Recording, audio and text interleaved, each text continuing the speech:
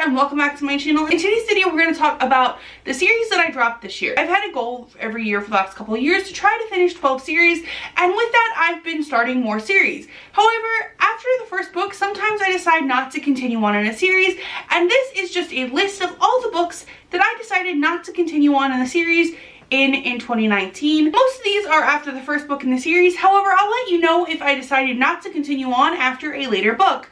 With that being said, let's get started. The first series that I DNF'd this year was the Slayer series by Kiersten White. Next, I dropped the detective Anna Gwyn. I decided not to read the novella for The Forbidden Wish. I'm not sure if I would really count this as a series. I decided to not continue on in the Broken Hearts vampire series or In the Zone, a hockey romance series. I decided not to continue on in the Blood of the Eden trilogy. However, if I find a copy of the second book, I might be persuaded to otherwise. I decided not to continue on with Revelation Cove by Eliza Gordon. I decided not to continue on with We Hunt the Flame, which was a debut fantasy. However, I'm interested in other works this author might put out in the future. I decided not to continue on with the Storm Runner series. I dropped True North by Serena Bowen. I decided not to continue on with The Blood of the Stars by Eliza Lim. I decided not to continue on in The Elder Race. I decided not to continue on in These Witches Don't Burn by Elizabeth Sterling, which was originally just a standalone when I had read it, so I was correct in assuming this was going to be setting up for a series. As of right now, I've decided not to continue on into the companion books in the Howl's Moving Castle series. However, this could potentially change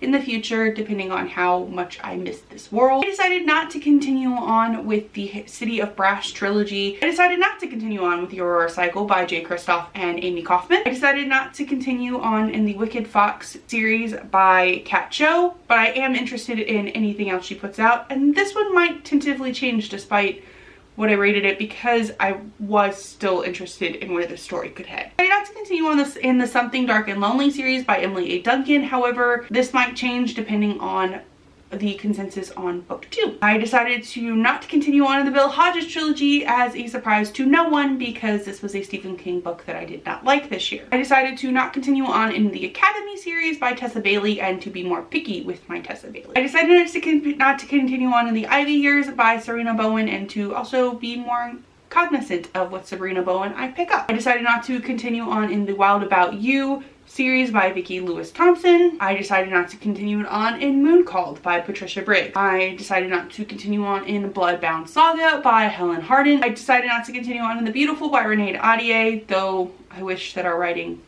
style clicked with me. I decided not to continue on with Grim Lovelies by Megan Shepherd. And lastly, I decided not to continue on with the Holiday Hunk series. This is actually the only one that I dropped after the first book, but that's also one that I'm considering still continuing on with. So those are the series that I decided to not continue on with in the year of 2019. Have you decided to finish any of these series? What did you think of them? Let me know in the comments down below. If you like what you saw here today, be sure to like and subscribe. I'm sorry it was very listy, but I didn't know how else to go about this. Thank you so much for watching and have a nice day.